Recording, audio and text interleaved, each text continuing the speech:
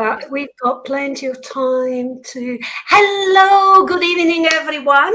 So, welcome to the School of Conscious Evolution podcast.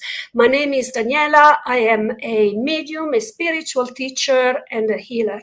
Tonight, I have the honor to have with me two wonderful souls. I've worked with them both quite a bit. So, I'll start with Dr. Phyllis Chan. Good evening, Phyllis. Hello, good evening. Thanks for having me tonight. Thank you for being here. And Phyllis is a Reiki master as well, but we're going to come back to that in a moment as well. And then we have the most wonderful Sue Wighton. She is a PhD in public health and lots of other things. And I have known Sue for how long, Sue? I think it's 4 years now, darling. 4 years now. Yeah, we met at the beginning chrysalis level of mediumship development. And we actually took off like that because we were working at completely different level, at very, very high vibrations, and we could never stop talking. Is that so? That's true. Yeah. It's true. It goes on and on and on. So, good evening, Phil. And obviously, we have people I can see people coming in. I know that people will be connecting to YouTube as well. So good evening, everyone. And, just wave and say hi. We would love to say hi to you personally. Okay, I am very excited actually with you both. I have worked with both of you, and you bring to the world completely different energies, yet we desperately need both of them. So, Phyllis, let's start with you, darling. I have a bio here for you, which I would like to read. You're saying that you are a GP and a Reiki master. You started a spiritual journey around 3 years ago. You believe that in order to be well, our mind, body, and soul should be treated as a whole. This is where Reiki comes into play. Not everything can be sorted out by taking pills, and you feel that we will live a happier and better life when we use Reiki to complement Western medicine. So, we have met Phyllis during a fair, and somehow we clicked. And I really liked what you were saying and talking about. And before I know, I find out that you are organizing your own, retreats, so to say. And because I've been a couple of times there to your retreats as a medium, as you invited me as a medium, you actually do offer also meditation, a little bit of yoga. So for someone that still works in the NHS, this is something that you don't come across very often. So can you tell us, your experience and how you had your awakening? What do you think can be done differently, if you like? Thanks for that. I'm a GP. I'm still a GP working Monday, Wednesday, Friday, and Tuesday, Thursday, weekend. I put my other hat on. I put my Reiki master hat on. I discovered Reiki actually many years ago, more than 10 years ago, when a partners of my surgery said, I learned Reiki. And I immediately said to her, don't you even try to mention it at work. I beg you, don't do that. Because can you imagine if a doctor, you come and see a doctor and you've got high blood pressure, let's say, then the person said, oh, don't worry, I'll just do this. then you'll be better. And I said, well, look, the chance of us being Suu will be extremely high. In fact, I shut her down more than 10 years ago because it's basically my ignorance more than anything, because I really thought Reiki was this. And I was wrong. So in time gone by, NHS become very pressured. GP become very, very under stressed. And I was a partner at that time in the surgery, and I have to work, I'm not joking, literally every day. 24 hours is not enough. When you don't see me in the surgery, I'm still working behind the scene. And I think I was really burning out. Not quite there, but I know that I'm like, if I keep on doing it for a bit longer, I might burn out.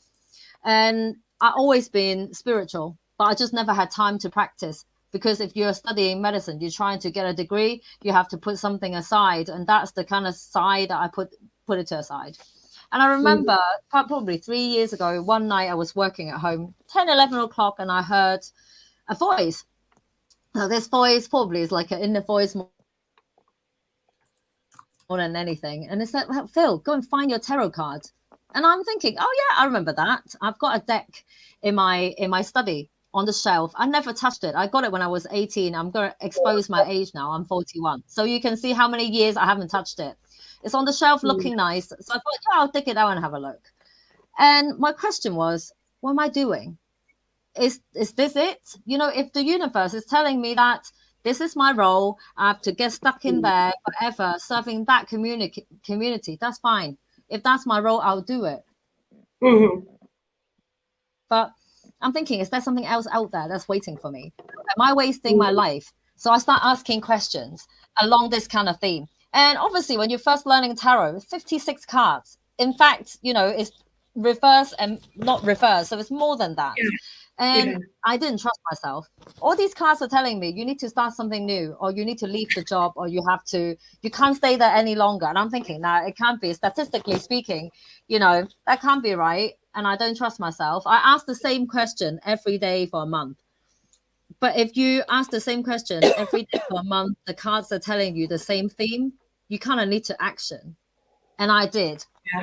And suddenly my world changed. You know, it's a very scary thing. I'm telling you, if you've been doing a job for 10 years, you know it like the back of your hands. And suddenly you jack in the job. What now? You know, and you're letting people down, the people that you hired, you know, you're letting your patients down because suddenly you're here, the next day you're not there, you know, they need you. So it's a big decision. But then I trust the spirits, and I made the decision, and I never looked back. And it was my awakening started from here. Really. Further on, but that's how it first started. It sounds like that was your awakening, and the awakening was being brought on by you having been pushed to the limit, basically. And therefore you had, you know, it's as if the universe had brought to your attention that something wasn't working.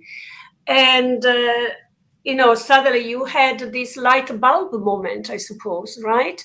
Which is like part of the conscious evolution. It's like you've had this type of experience, and lots of other people will have this awakening through ill health, perhaps. Good evening, Patrick, and good evening, Phil, and everybody else watching us online. So Patrick is saying, Spirit will never let you down. You may, but they won't. And that's so true. Spirit will never let you down. And just as Sue was mentioning earlier on, you know, the difficulty of letting that go is the fact that we are all, for starters, stuck into a 3D dimension. And therefore, if we were to trust that spirit, then we need to let that go and trust that whatever we're meant to, you know, will happen for us. And so, and Phyllis is experiencing manifestation of that, because you've been now, you know, like you've been organizing these events. And how is it going? Yeah, so have to kind of step back a bit more then, because I'm thinking, oh, well, okay, now I, you know, quit my job. I still have to work, right? You still have to live. And then I suddenly had lots of people contacting me and said, look, I've got a job for you. We really need you. Because seriously, as a doctor, you will never have to worry about jobs because we're so lacking doctors in this country. So, and I had lots of people approaching me and said, yeah, I'll think about it. You know, okay, eventually I settle down for a job. But I'm thinking that's something more to it. Remember what the card said, you need to do something new. Something new means not just GP, you know, it could be something else out there. And synchronicity is starting to play because I'm thinking, oh, what is something new? I wasn't even thinking about Reiki then. And on my phone, it just popped up, oh, Reiki course in Brighton. Oh, okay, I remember that. 10 years ago, I rejected that. I'm like, maybe it's a calling to tell me to kind of look into it. And I did. And I did. I knew nothing about it. And I thought, okay, I'll give it a go. And when I first got there was a circle of 6 people with the Reiki master 7. And I'm thinking, oh, God, wasted my money. You know, it's not cheap. It's all very weird because these people are talking about, I can feel the energy. I can feel the energy ball. I can feel, oh, my chakra is working. I'm like, no, I have to be with these people for 2 days, 2 full days. And I'm thinking, shall I quit now? But once you had the attunement, suddenly everything clicked. So now I don't force people to understand Reiki. And I said, you know what? This is what I do, Reiki. And I said, do not believe what I said. The only way to kind of understand it is to experience it. Because those people that had Reiki with me, once they had it, they said, yeah, I know what you're trying to say. Words cannot explain. It's a sensation. Different people feels different thing. Different people experience it differently. But once you experience it, you know. So then I suddenly thought, oh, okay, well, I've got this, you know, newfound technique. How am I going to use it to help people? Because in my mind, as a doctor, it's all altruistic. You want to go and do good. Then I realized people that come in to see us, they think, okay, it's like chest infection. Then you take an antibiotic. You know, asthma, you use an asthma pump. But sometimes some condition, a tablet cannot solve. Not on its own anyway. You know, tablet is important. You know, I never say to patients, oh, don't take that. I'll prescribe accordingly. But I think, you know, we are mind, body, and soul. So, you know, the tablet treat the body. What happens to your mind and soul? Well, I haven't seen a tablet that treat mind and soul. So when you go and tell people, oh, so let's say someone is depressed. And when you ask them, so why are you depressed? What do you think? And they say, oh, I don't know. No idea. You know, job is fine, family is fine, no stress at all. Why are you depressed? Okay, on a molecular level, you could be lacking serotonin, for example. Then a tablet will need to replace it. Sometimes they just get better, and that is it. But actually, sometimes it's trauma that happened many years ago. It might not even a big trauma. You probably didn't register it, but it's saved in your body. And this is when the unresolved depression, anxiety starting to brew into a physical symptoms. Like we see that a lot, like chronic fatigue syndrome. A lot of the time, when you talk to people, why you know, I always say for people that don't know, chronic fatigue syndrome is just extreme tiredness. Extreme, you know, you do normal things, daily living is already tiring. You will sleep a lot. You wake up tired. Your body aches, you feel depressed, and it's very debilitating. It's a spectrum. So some people could have a little bit, some people have a lot, and some people are so bad that they can't work. And then, so what treatments out there you might ask for? Actually nothing. So if you're depressed, they give you antidepressant. If you've got pain, they give you nerve pain medication. It works to a certain level, then that's it. Then what next? That's right. Yes, we've got Mark Wilson. He's saying Reiki definitely works for me. I get static feeling. It takes quite a few sessions to get there, and needs regularly to be applied to apply it, and can stop quickly too. So I suppose what Mark is saying is you need to be consistent and do it all the time. Which is like a medicine, effectively speaking. And I the way that I describe to people is like basically charging your phone.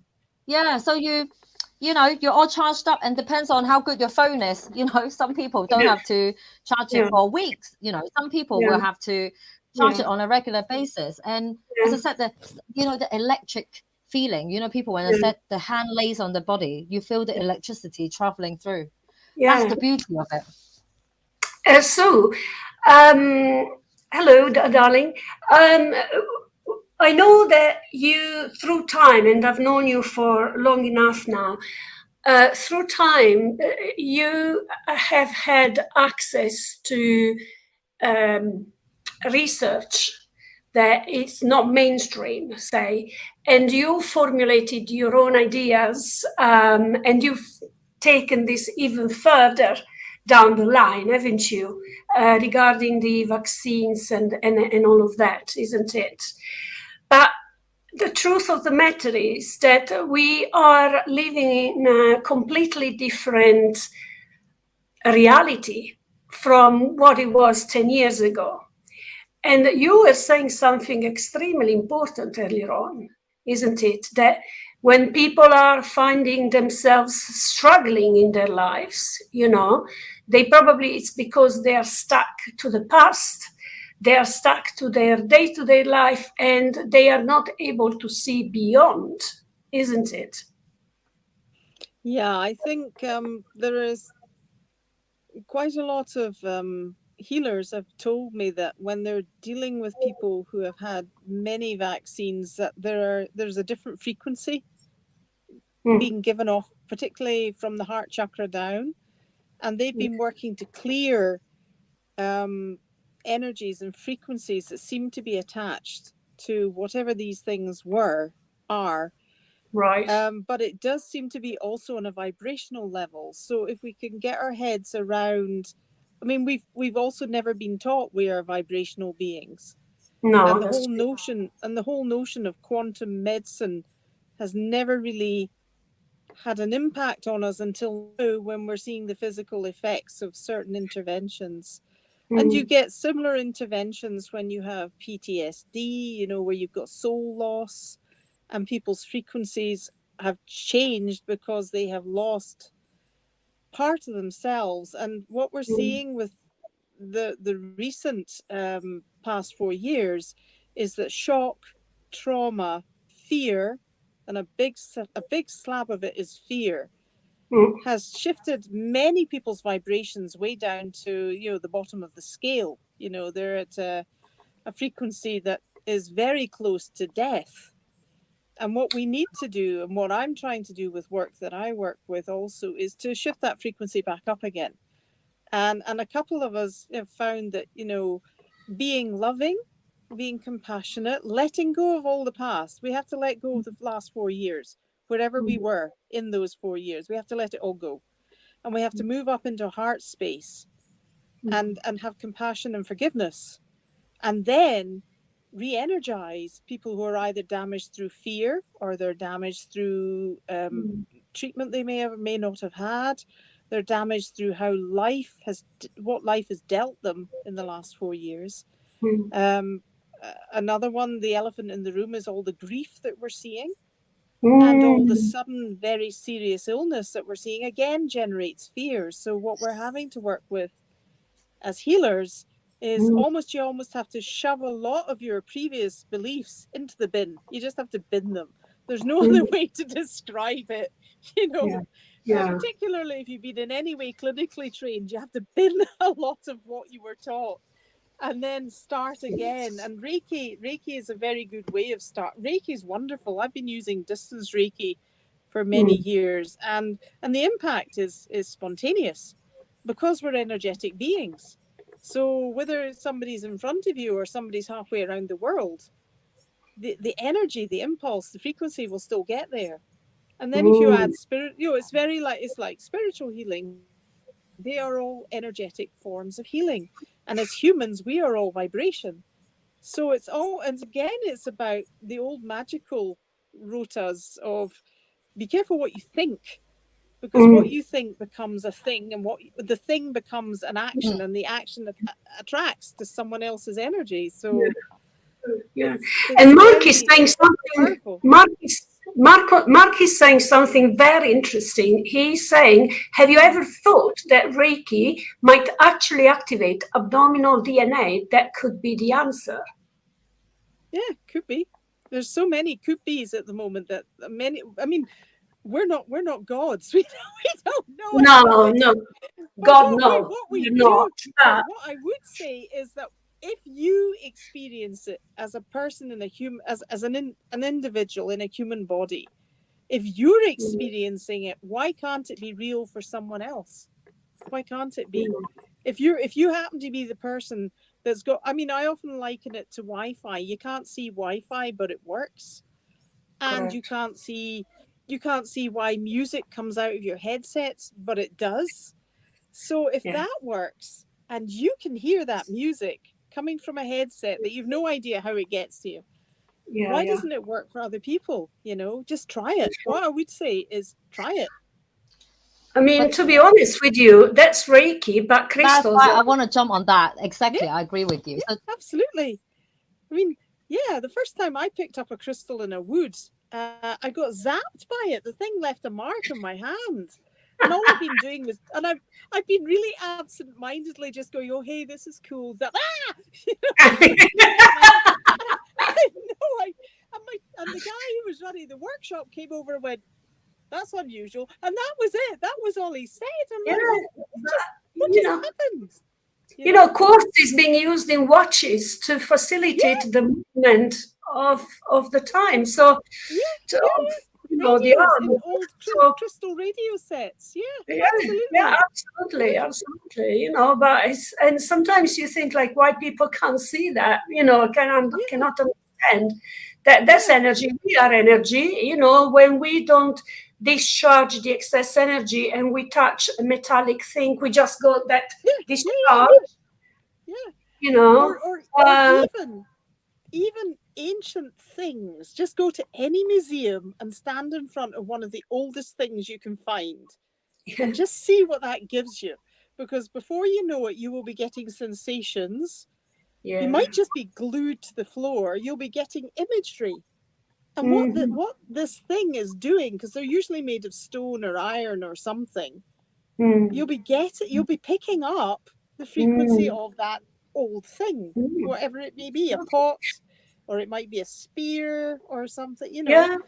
But you know, sometimes you have young generations saying, oh, I've gone to that new place it's opened. I didn't like the energy, so I came away. You know, they just, you know, it seems like the newer generations are more tuned into these invisible energies.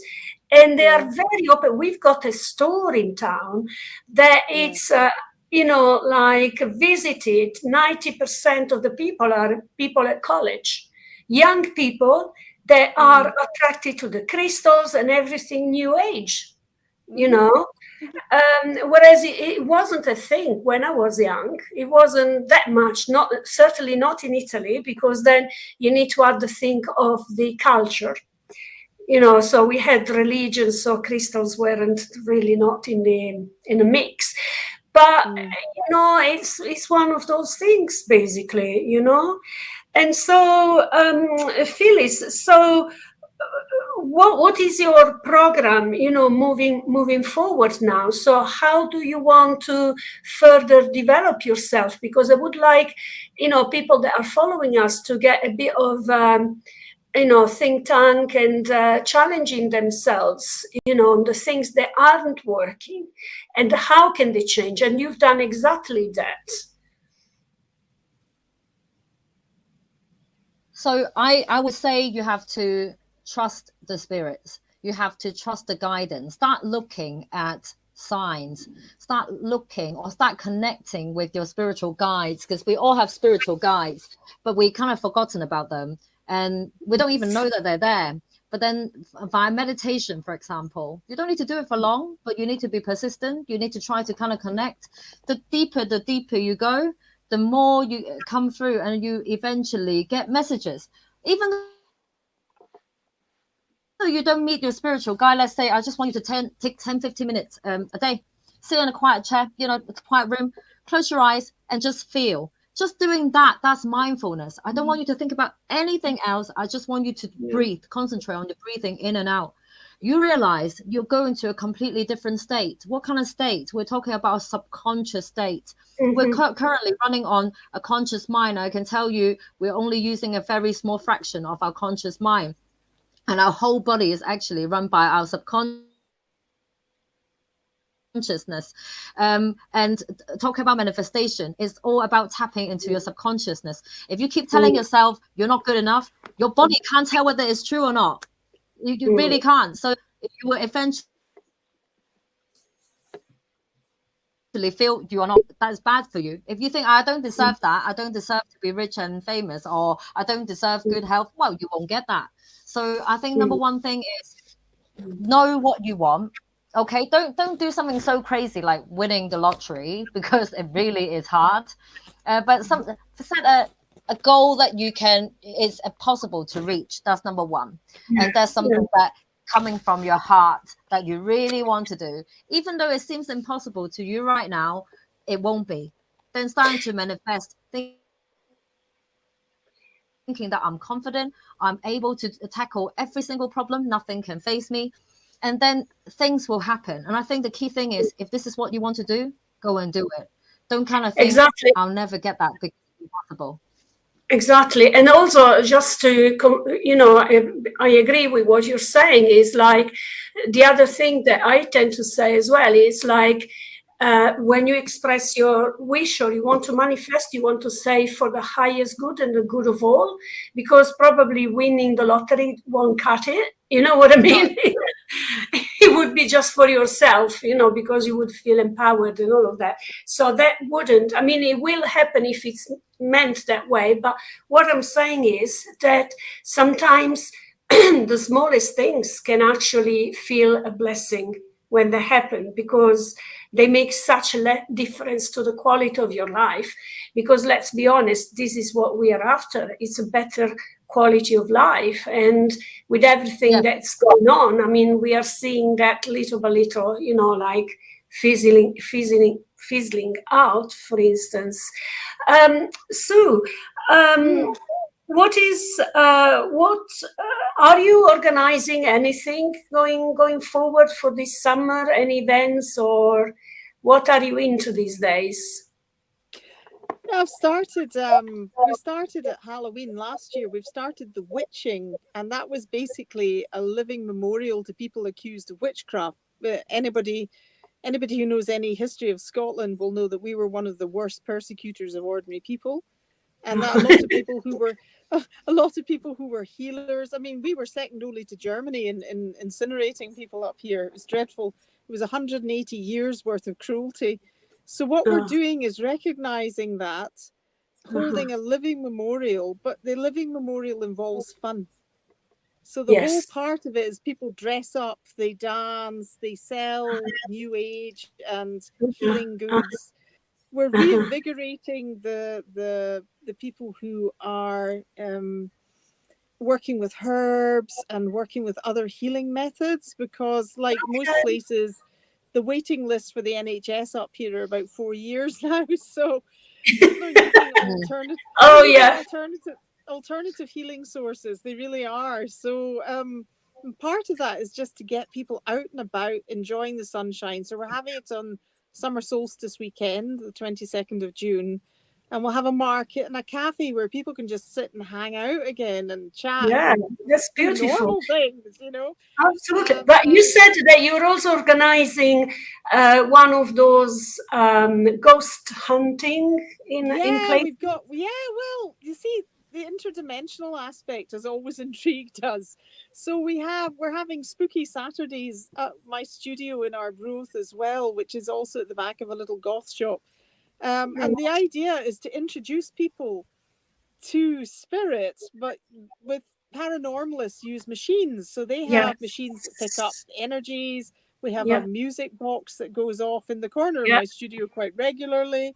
We have various communication tools. So they're not reliant on a medium just going, I feel this, I can sense this. You can actually get the physical demonstration as well. So This is becoming more and more and more common. I mean, down my way, like down in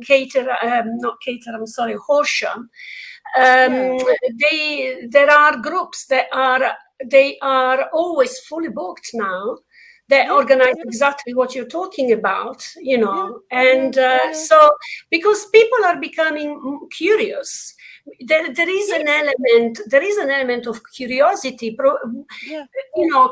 starting from the fact that you believe in spirit, and who doesn't want to feel the thrill, because mostly you think like you don't want to really believe it, but what happens if something moves in the room, and it becomes entertainment, but actually that is still doing something for people, isn't it? Yeah. I think also it's introducing people slowly to the other dimensions again. Now, again, you were saying in Italy, crystals. Well, the Vatican still has a thing about crystals.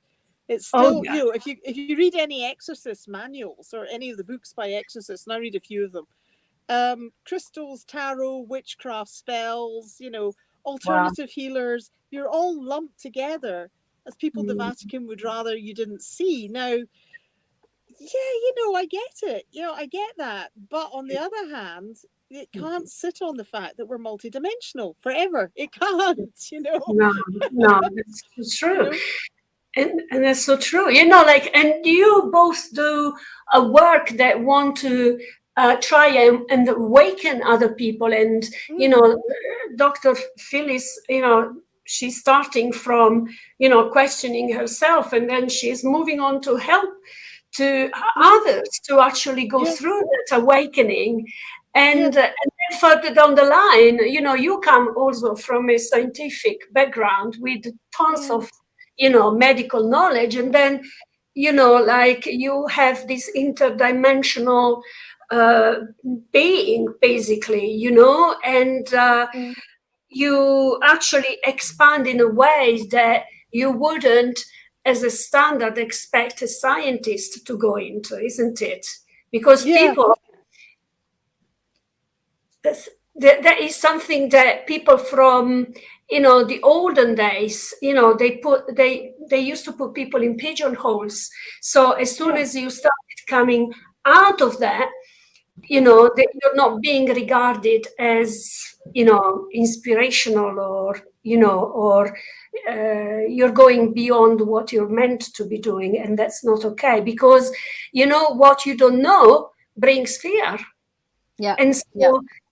And what you don't see brings fear. And then we are back to that. If it's not scientific, it's not true. Questionable. Yeah, I mean, but you can make like it the origins scientific, of science and alchemy, to be honest, and that every physician had to be an astronomer and an astrologer. And the symbol for Mercury is still the symbol, the retrograde symbol, which is the R and the X, is still the symbol used in conventional medicine for prescription. But that meant that the physician had to look at the person's chart, cast a chart, if people knew their birth time, cast the chart, look at the planets, and decide it was okay. So it was signed off as a prescription in, say, medieval Toledo or somewhere, or Milan, or one of the big, great universities.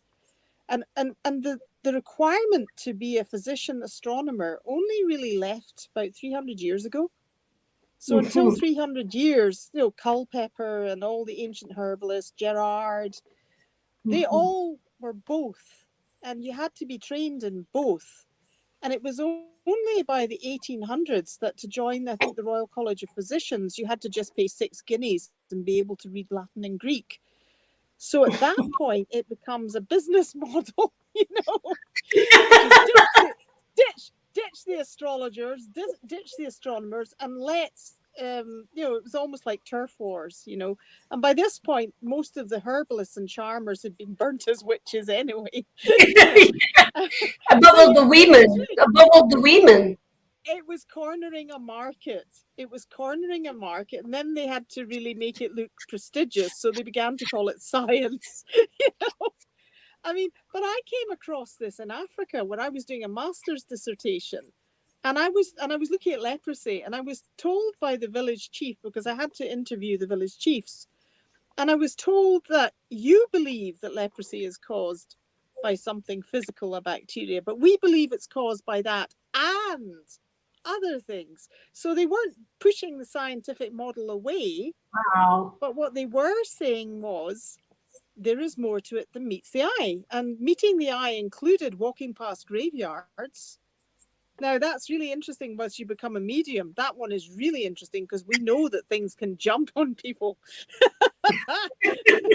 Entity-wise, yeah. But the other one was you walked through a taboo, you walked through a spell. Now, in Ghanaian belief, leprosy could have at least three sources. Three sources, not just one. In scientific model, it was one. It was bacillus, but in Ghanaian belief, it was more than one. And that's really what got me on that. And luckily, my supervisor had grown up in Malawi. So he understood this pluralism. It's called medical pluralism. He understood that. Wow. And then when you have parallel systems like Chinese medicine running parallel with Western medicine, or you have Ayurveda running. So all our Asian colleagues had two belief systems. Correct. And Ayurveda also had Vedic astrology. So they had a different astrology running parallel with with their Western training. And what this tells us is that one model shouldn't be dominant. Although personally, I personally have a great deal of faith in, because I've seen it work in Chinese medicine and acupuncture in particular. That's my big go-to. If I get completely stuck with people, I'll say, have you met a good acupuncturist?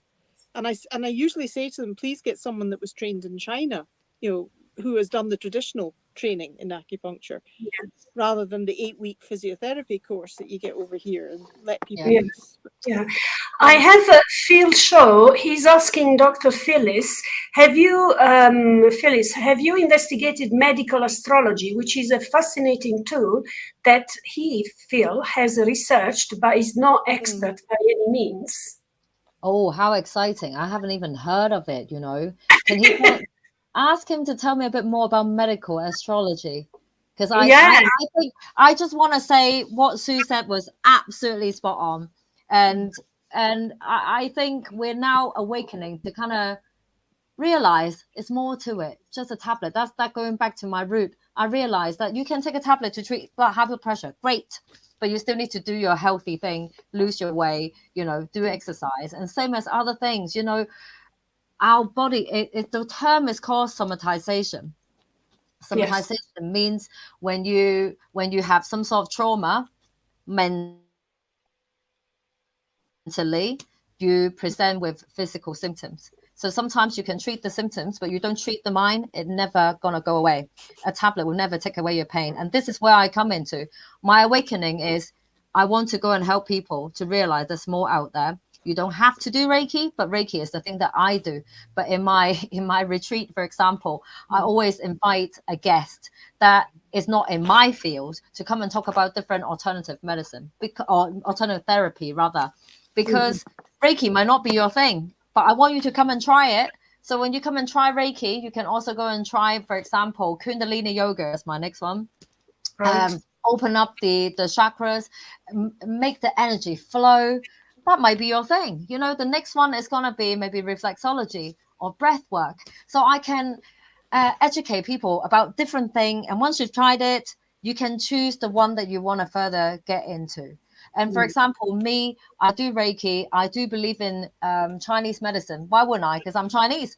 And acupuncture is absolutely great. And I did learn acupuncture, but not the Chinese way. And I can see the difference, because the Chinese way is much more complicated than the one that we learn here. But my next thing is I signed up to a course already, auricular reflexology of the ears. Oh, yes, I've heard of that. Yes, I've heard of them. It's less invasive. So people kind of like, I don't really want needles stuck on my body. Fine. It's not a needle. It's just something that it's like a pointy thing that I poke in your ear, and I leave a little seed, like a little sticker on your ear. That will continue supply a pressure onto the nerve point, and then you heal. You need to look at the ear like a fetus curling up. that's exactly how it corresponds. And I just want to use different method to kind of help people heal as a whole. How exciting is that? Absolutely, absolutely. And Phil is saying, replying to you, Phyllis, it's a minefield, Phyllis. Many books on the subject, but very few, in my opinion, experts in the field. I am sure Sue is familiar with this branch of the astrology. Are you, Sue? Yeah, I really like it. I like medical astrology a lot, especially if you go backwards and forwards over kind of profound lifelong problems with people. If you dig around long enough, you'll usually find some sort of planet or transit causes it.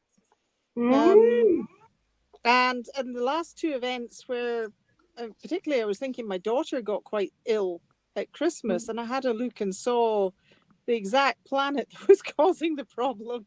And it was alarming. Wow. But she was bang. I mean, most people say, "Oh, I'm in my Saturn return." Well, hers returned with a vengeance, right in conjunction with her son, on the day that she got very, very sick. And I'm like, whoa. You know, and the other one is you can get, you can't make it up, can you? You can't make it up. And the other one is you can get episodes, say, of vomiting and stuff like that. And you can look at their chart and say, well, this should last just 2 days, but it might come back again in 3 weeks' time, or it might not. Depending on what planet's involved, and what the transit is. I'm just thinking of other ones. I had a client who has been eternally sleepless all her life. She doesn't get much sleep. But if you look at her chart, there's a couple of planets that are making an aspect to her sun, and that's the classic angles of sleeplessness. You know, it's a bit like reading tarot as well. You can get sleepless periods where you can look at a couple of cards and go, oh, these are the sleepless cards. You go, yeah, I haven't slept properly for 2 weeks, you know, or I've never slept properly. Whereas, you know, that tends to be more a medical astrology one. But yeah, I'm not at the level of practice, though, where I would, you know, in America, a lot of people will go to their medical astrologist and say, when should we schedule my operation? Oh, yes. Because first of all, people don't have that latitude in this country. You can't schedule your ops.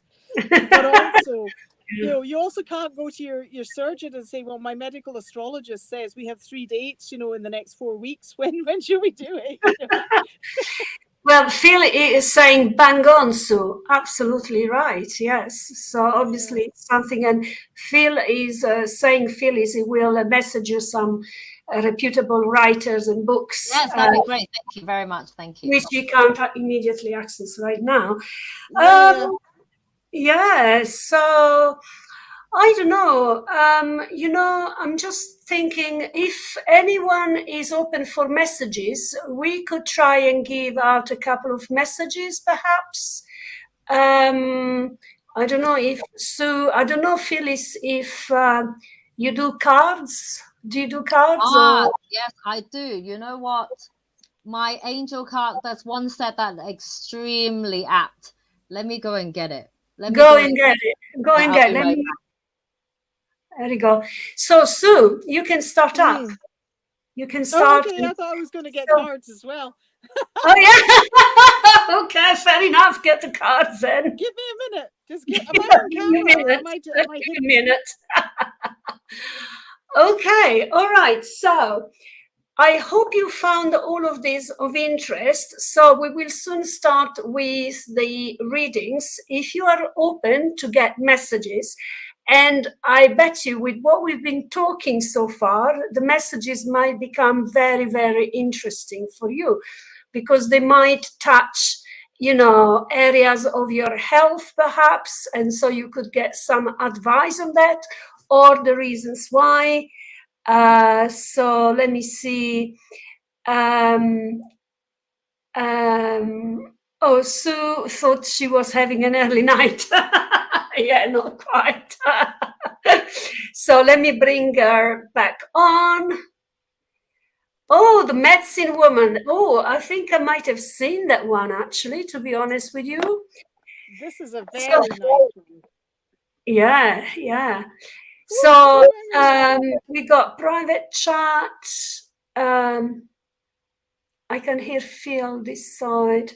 Oh, the herbal astrology. Interesting. herbal astrology is a lovely deck. It's very, very nice. It's beautiful. Most of the Wow, plants, that's yeah, wonderful. most of the plants are indigenous here. There's a couple of American and Latin American plants, but other than that, most of them are indigenous to UK. Uh-huh. And then this deck reminds me, when I lived in New Mexico, is very much the color of the Pueblos. It's a beautiful deck. And again, it gives you more messages about what to do. But the herbal astrology is really, really nice. Oh, deck. Phil is saying, wow, I haven't seen that one, the herbal astrology. I think he's going to go shopping tomorrow. Amazon, Mr. Bezos stocks this as well. You can get it on, if you're not near shops. It's lovely. It's a lovely deck. Adriana Ayales is the author. It looks, the box is this. Yeah. Well, that looks absolutely amazing, to be honest with you. It's lovely. Do you think it's anyone could use it, or you need to have some sort of basics of that? So, I would imagine you do. No. I mean, I love herbalists, but there's not a lot of them about, you know. There's because the training was expensive and it was difficult to get practice. But yeah, if you can find a herbalist, go find one, or a homeopath. To be honest, I mean, some of my best results have also been with homeopathy. Yeah. Can I ask you both? Because I was talking to someone and. This question was being raised, and I have a client also that uses a lot lion's mane. So mushrooms. What is your take on that from your medical point of view? Are you talking to me? I'm sorry. You or Phyllis, but you were talking. So. I'm really interested in microdosing with psychedelics, and they don't necessarily have to be mushrooms. Oh, really? Okay. I mean, and then again, there's a lot of homeopaths use lion's mane, turkey tail, and the other ones. But I'm particularly interested in the mental health aspects of mushrooms, and the beginnings of. I mean, there's difficulties in this country, parts of Europe, because we have the Misuse of Drugs Act. A lot of stuff is not accessible to people here. Whether it's cannabinoids for their cancers, because the Americans have changed all their legislation to let people with cancer use cannabis origin drugs, but we don't have that here. No. We have it for epilepsy, we have it for MS in case by case, but we don't have uses in cancer. And yet the Americans paid for the studies that were done in London in the 90s and showed that cannabis kills cancer cells. So we would ask, we have to change a lot of our legislation to enable people to access healing herbs, whether it's psychedelics or whether it's cannabis. You know, it's. I think that we become a bit more. I will become a bit controversial if I start saying that we know the reason why that is here, because there are interests which are other than the public health. Oh, you can't hear me. No, you kind of go into Dalek voice and. Okay. Yeah. No, I was saying we go into, there is interest of, bigger powers for not allowing, alternative medicine to be used because it's not channeled through the official,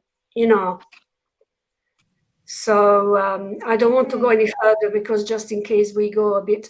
So Mark is saying Liberty Cups are the best mushrooms. Never heard of them, Mark. So obviously we still know where they are. And Jana has just joined us saying hello. So if you are interested in the readings, please drop us a quick hi or say that you're open for a reading, and then we'll get either ladies. You decide who goes first and who is calling you.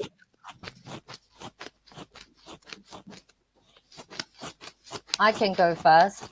Go on. But I can't see anyone.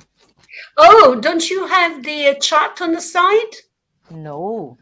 Oh.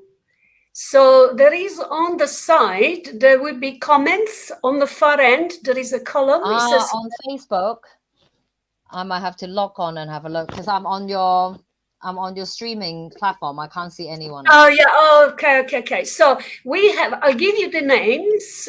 So people that want to come forward. One is Phil. You got Jana. I take probably Mark, Samantha. So just to start with. I'll go with Samantha. Okay. I never ask questions. Yeah, I never ask questions because the deck that I use is Doreen Virtue. Oh, yes.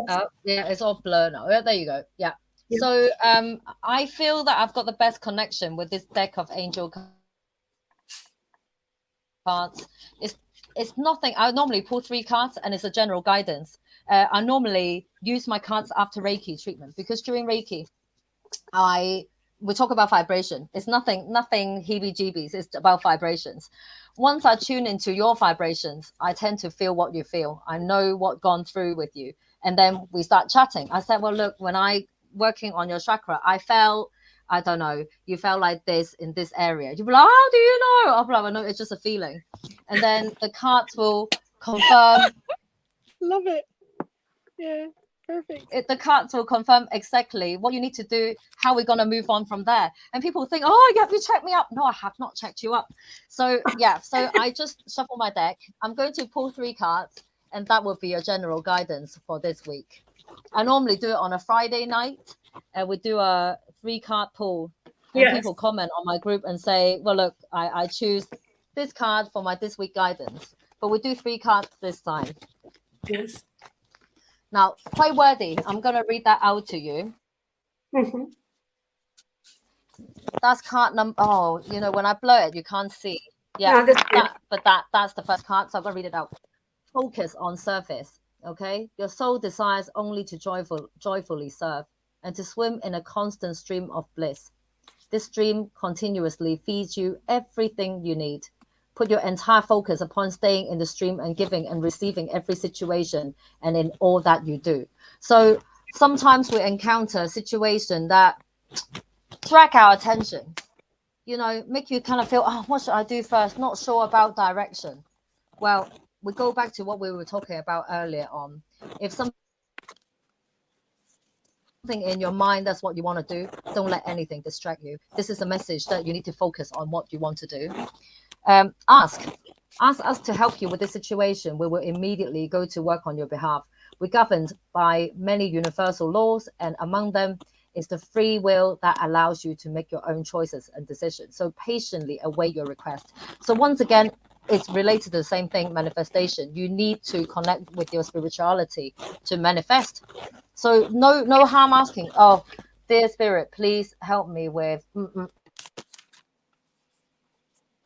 because I really want to do this, and why, and be grateful. Always be grateful. Part of a manifestation is to be grateful. And the last card is acceptance. Now, sometimes things happen and you'll be like, why me? Why? I'm a nice person. How come bad things happen to me? Accept it. It is a challenge for you.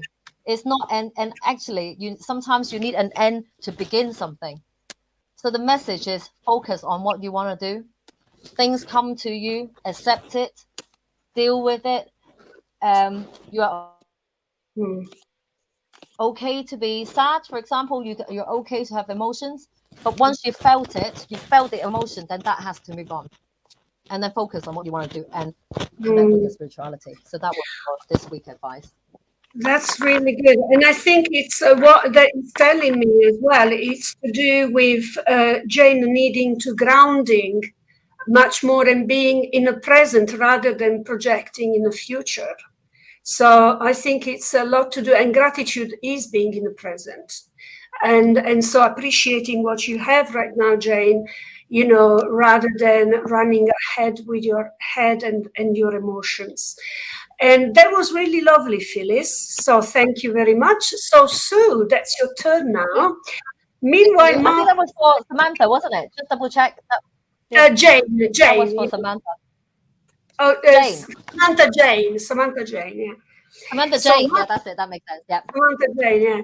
So Mark is saying the best verity of fungus is Felbrick Hall, Norfolk.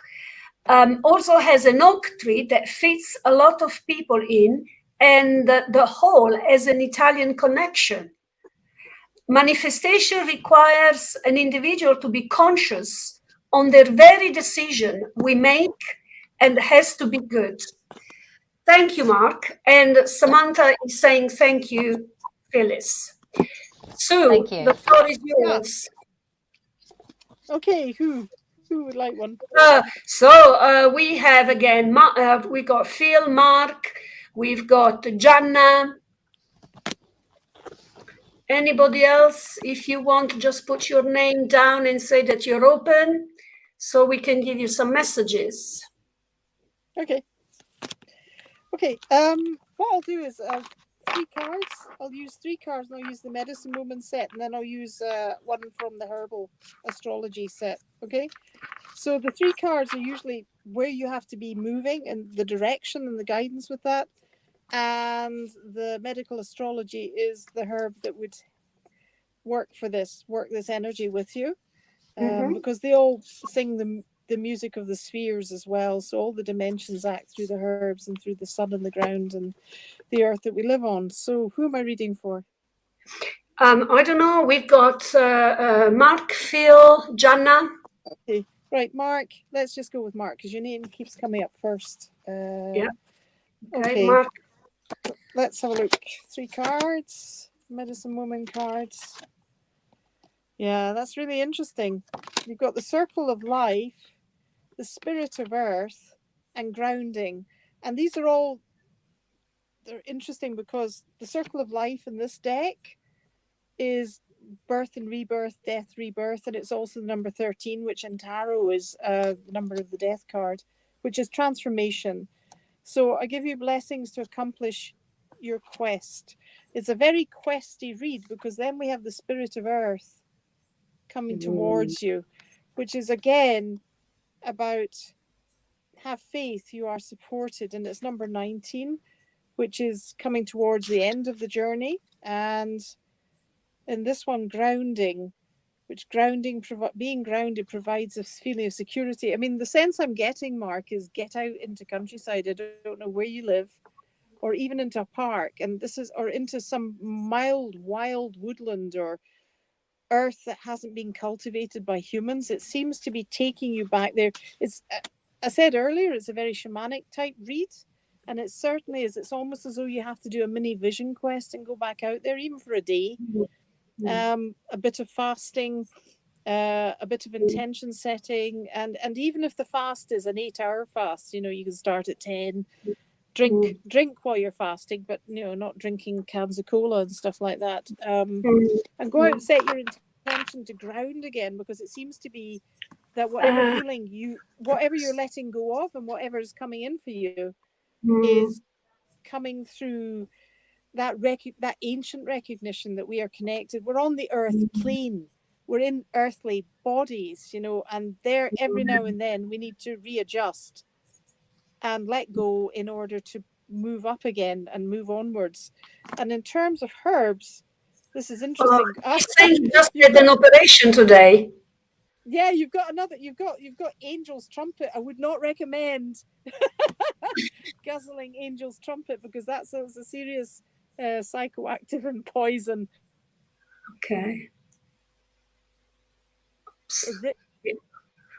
Oops, we lost her altogether. Oh no! Okay, so Mark, there we go. She's back. We lost connection. Yeah, we lost connection. Angel's Trumpet, but the point, all these cards are pointing to, a mini ritual for yourself. Do a ritual that is an ending and beginning ritual. When I'm talking to people about death rituals, it's even as simple as writing a letter of everything you need to let go and setting fire to it safely somewhere. That can do it. That is enough to sever the links and shift you on. But there is something, because I'm getting a sense of a really powerful guide with you. And the guide is ancient. And the guide is there to help you. And this guide is looking about 10 foot tall and dressed in feathers and horns. So this is a very ancient lifetime. I don't know if you have any memories of it, but it's certainly with you now. And the whole reading is saying, back out into open air, back out into shoes off, ground yourself, and some sort of ritual of letting go in order to move forward. And that is, I don't use the kind of move forward phrases. It's not in my language, but this time it is. It is, yeah. And Mark, as I was connecting also into your energy, I'm feeling that you've been having issues with your digestive system. I know that you're just mentioning that you had a hernia up today. So, and Sheila Dugal, good evening to you, my darling. Good to see you too. So, back to Mark. Mark, I'm feeling that you've been suffering with different ailments. And you have not been feeling great. And I don't think hernia was at the top of your ailments. Although it would have not been comfortable for you to have it. I feel that there is something to do with the bile and the processing of the fat in your body. So perhaps, again, amongst the team, I'm the one that is not a doctor, but I would say that probably it's something that you may want to look at if nothing else, just your diet, and try not to eat too much of a fatty food, if you like. And this is what I'm getting from you. And that's quite interesting, because normally I don't tap into that energy, but having you two ladies here is probably prompting me to do that. Phyllis, your turn. We'll do one each. So we've got a lady with the name Jenna. Was it Jenna? Jenna. Hi, Jenna. Jenna. Hi, Jenna. Now, once again, 3 cards this week guidance. Okay, action need to be taken from these. Let's see. Mark is saying that what I just said sounds very interesting, because I'm actually right. So, is it gallstones? Gallstones are probably, you see. So keep an eye out, Mark. And Jana, yes, she's here, Jana. She's still with us. Interesting. Okay. So I've got 3 cards for you. I'm just going to give you the title first and I'll explain. Daydream, that's number 1. Number 2, cleanse and detox. Number 3, opportunity to forgive. Okay. Daydreams.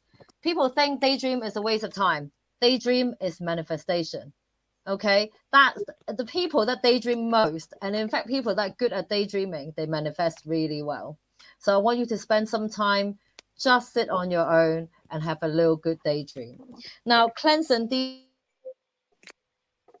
detox. You've been through quite a bit of hard time, difficult, like stress. That's what I can say, stress. And at the moment, your vibration is a bit low, I feel. So the only way to kind of bring your vibration up is 1, to hang around with people with high vibration, which you are with right now. Danella, high vibration, Sue, high vibration, but also need to kind of get rid of what doesn't serve you. Detox in many ways. Detox in a body way, but also detox in a mind way. So once again, what Sue was talking about, do a fire ceremony. That's exactly what Sue was talking about. Write down fire, burn it. Write down what you want to manifest, burn it. That's what you need to do. Now, there's someone that you are not liking at the moment, or a situation that kind of making you feel, oh, I'm so angry, resentment. Now, resentment doesn't serve you any good. Resentment bring illness. Okay. So I was reading a book about energy and how different emotions trigger different kind of physical symptoms. Number 1,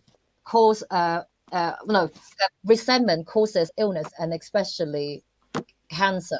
I'm not saying that you'll get that, but I'm just saying let go of resentment, because that doesn't serve you. That resentment only gonna make you feel unwell. The other person doesn't know that you're resenting them. You know, why put that pressure on yourself? You know, you understood the situation or the person doesn't serve you, let go. The whole message is let go.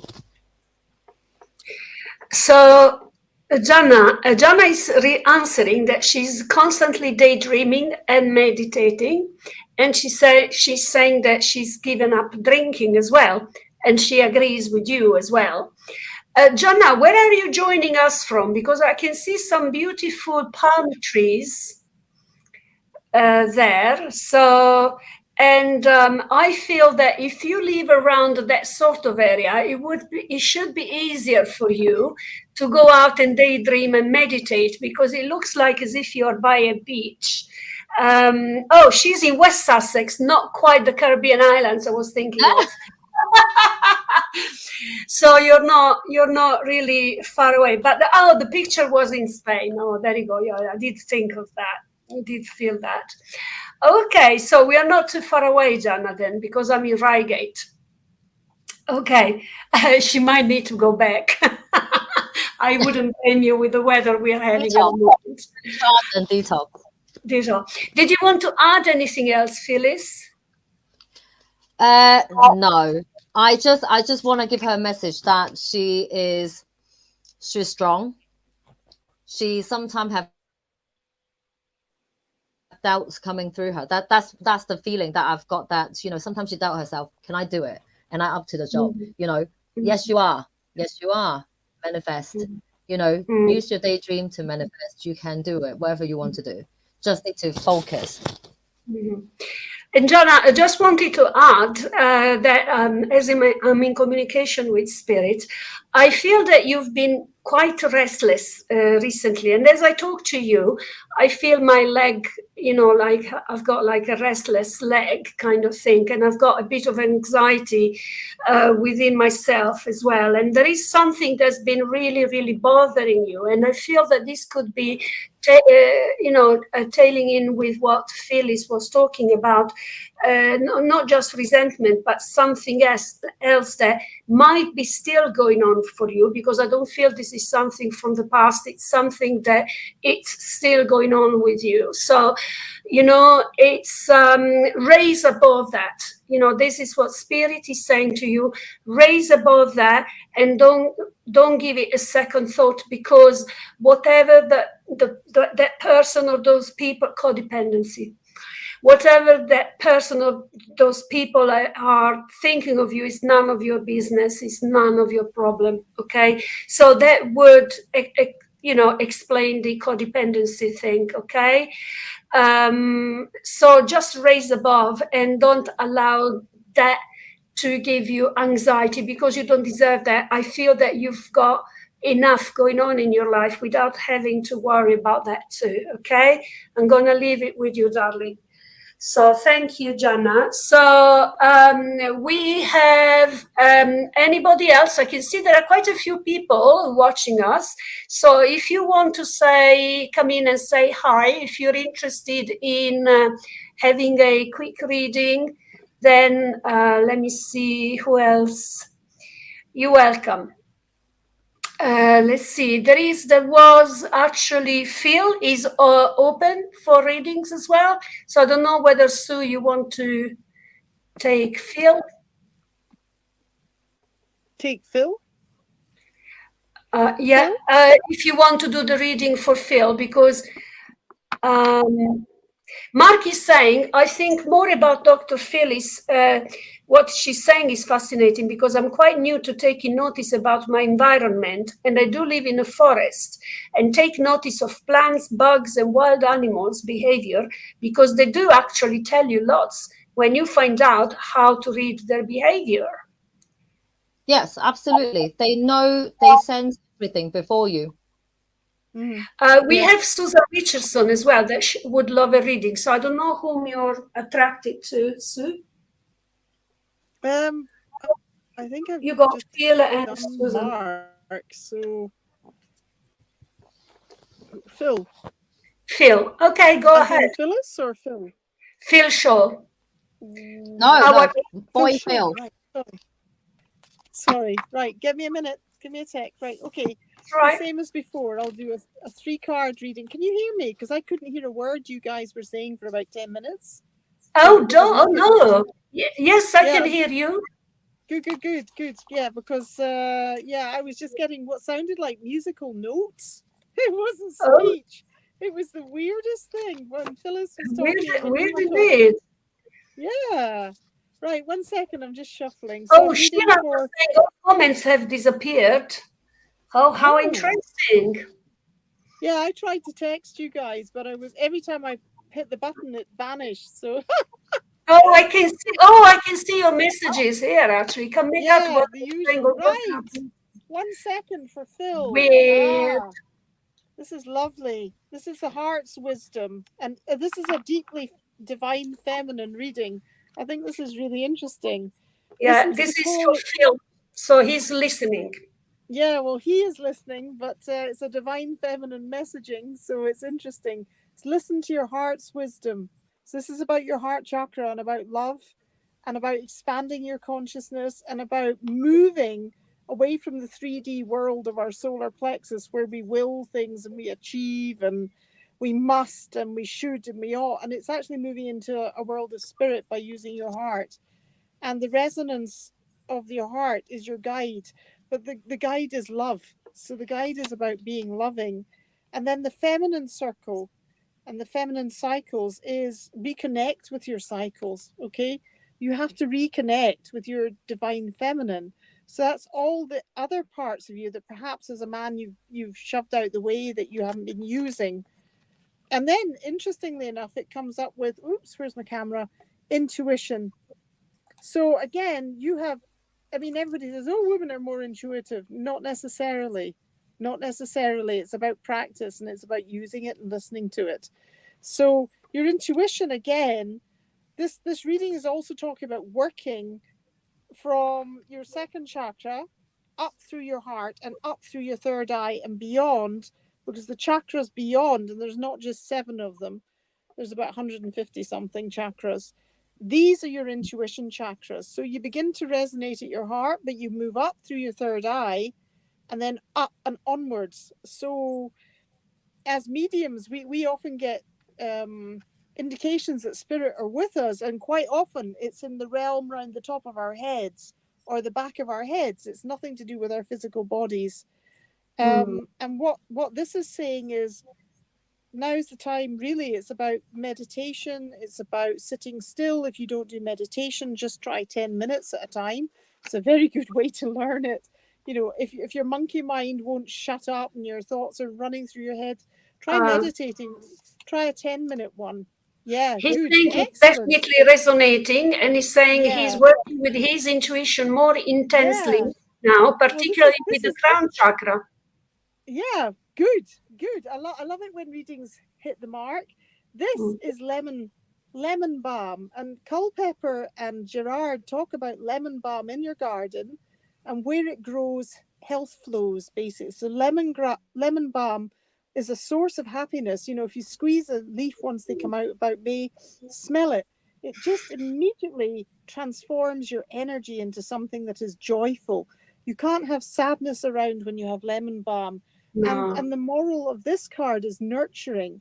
So you're doing all that anyway. So I think what the cards are just saying is really keep going.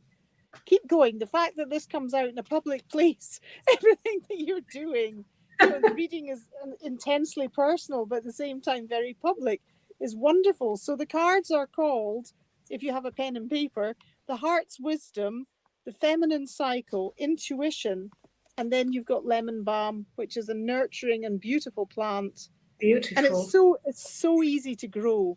I mean, and it's uplifting, isn't it? It's very uplifting. It is. Yeah, the oil just promotes well-being, so even just pinching a leaf a day and smelling it is beautiful. So yeah, absolutely. And I feel spirit is saying to me as well, he's talking about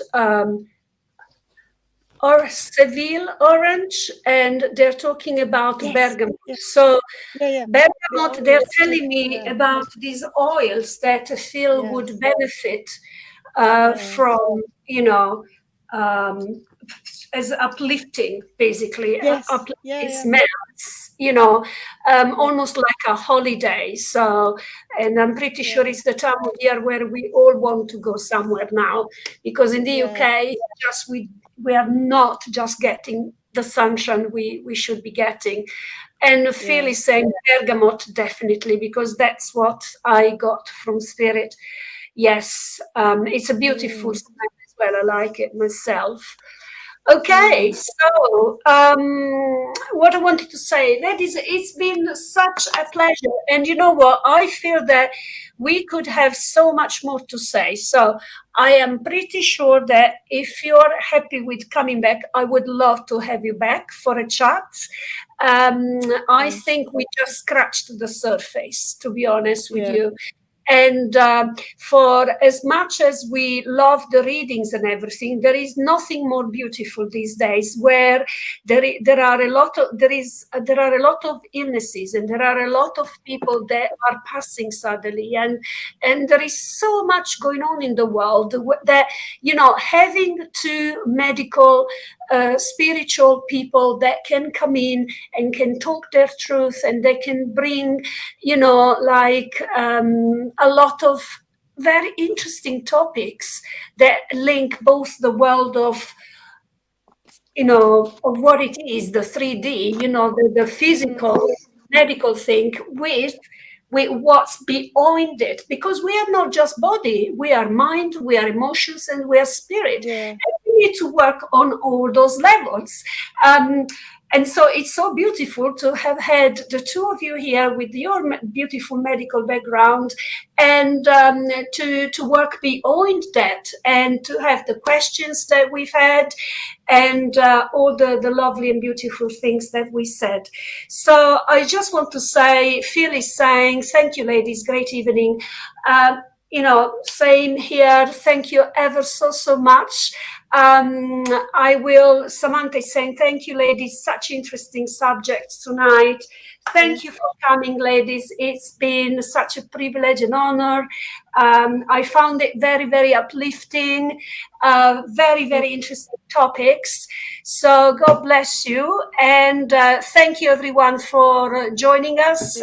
We've had quite a few viewers while we were going live. So Sheila Dugal is saying the same. She enjoyed it so much. So thank you. I will be, if you wait for me for a second as we end the stream, and we'll have a little chat, and then we say good night to everyone, and I shall see you everyone next Wednesday at 7:30 with our next guest. Take care now. Bye. Thank you. Bye-bye.